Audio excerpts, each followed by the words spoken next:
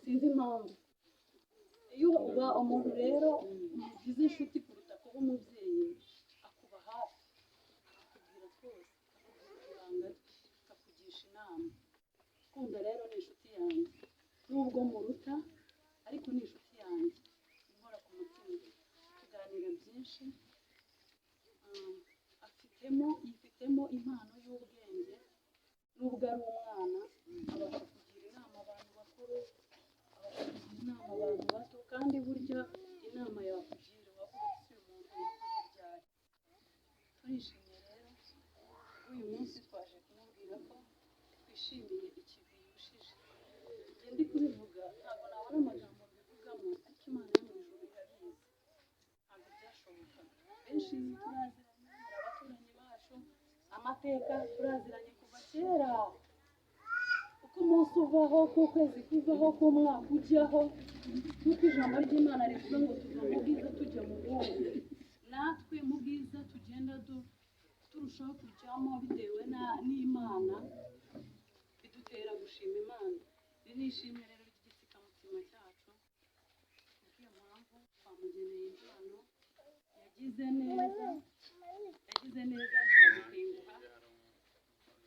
Byarashobokaga ukabona uburyo bwo kwiga ariko bigahagarara ntabikomeze kubw'impamvu ze bwite, kubw'ibyo yahisemo cyangwa no kubw'uburiganya bwa Satani, ariko turashima Imana ko yadushyigikiye kandi yamushyigikiye. Urugendo rwari rurerure njye tujya tuganira, hari umukecuru hano ubizi cyane, amateka yakunda tuyahuriraho. Iyo igihe icyo ari cyo cyose tugiye imbere y'Imana twibutsa Imana amateka kugeza akiri mu nda ya mama we, asohotse tumubonye kugeza kuri uyu munsi. Dushima Imana yo mu ijuru rero ko ari Imana yumva gusenga, ari Imana idakoze isoni, ari Imana isubiza amasengesho. Ntabwo twabona icyo tuvuga ariko Imana ahabwa icyubahiro bw'imirimo yakoze. Twumva turagukunda tubereye, ndagushimiye. Reka shira komerezeho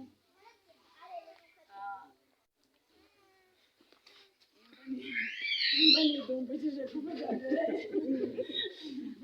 ariko nawe nakomerezeho.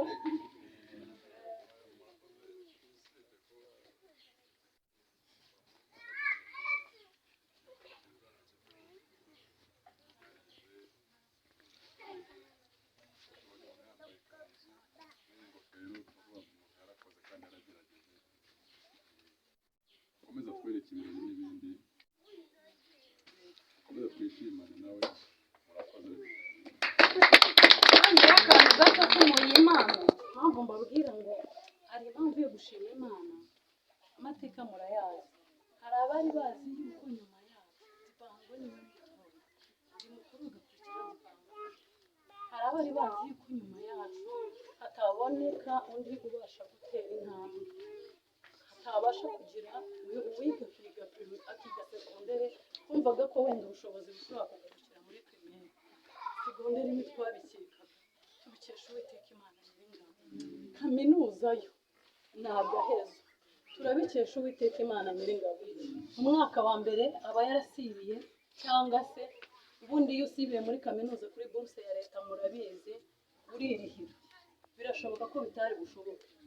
Kandi pe mu baturanyi bacu muri Struggle yarimo byari bushoboke akiga umwaka umwe ubundi akicara cyangwa se akabivamo. Ariko Uwiteka Imana naramubwiye ko nzajya ngera kuri uyu musozi, ahangaha ni umusozi w'amasezerano yanjye, sinzajya mbura kuvuga gukomera kwe. Uwiteka ahabwa icyubahiro, yarakoze kubivuga ntitwabirondora. Kunda Imana, murakoze. Imana ibahe umugisha.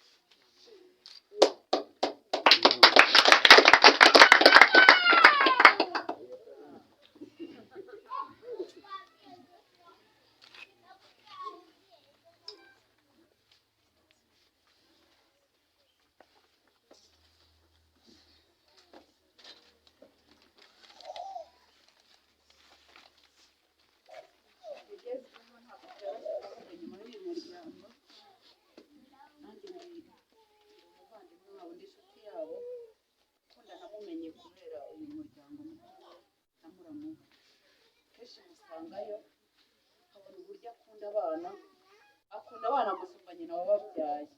Byanteye rero kumukunda uburyo akunda abana.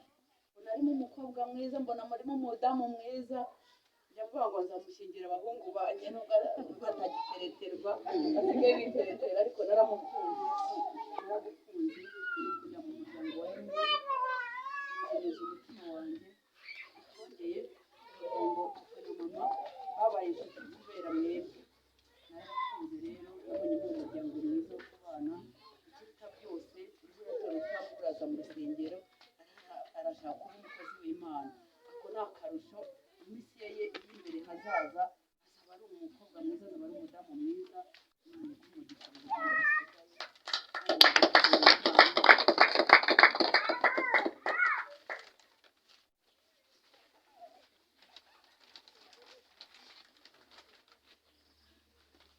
murakoze cyane. Ngira ngo n'ubundi turacyakomeza, turi hano ariko ntabwo twakomeza, impano ziracyaza, hari n'izindi ziri buze. Ariko Antoine yarambwiye mu kanya ngo hari abantu twaturutse hirya no hino, munyemerere mbasabe begere ijuru, turimo turarebana kare cyane. Mu kanya yaje nabanje kumuyoberwa, rero nabonye yabaye muremure, kugira ngo mbirebe neza baratambuka, twegere badufungurire hariya meza, ubwo n'abandi turabakomeza dukurikiraho.